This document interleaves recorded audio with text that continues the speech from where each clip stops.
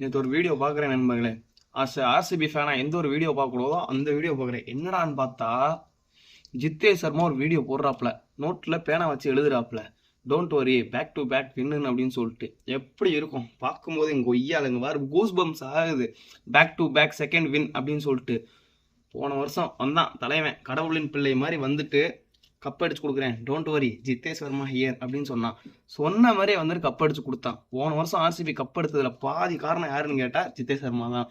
இந்த வட்டம் மட்டும் கப்பை எடுத்துட்டான்னா சோழி முடிஞ்சு. ஒரு வாட்டி கப் எடுத்ததுக்கே பூரா வந்துட்டு அழுது குமிக்கிறாங்க. எப்படி சொல்றது, பேன் ஆயிரும் டீமு, அப்புறம் சின்ன சமையல் ஆட முடியாது.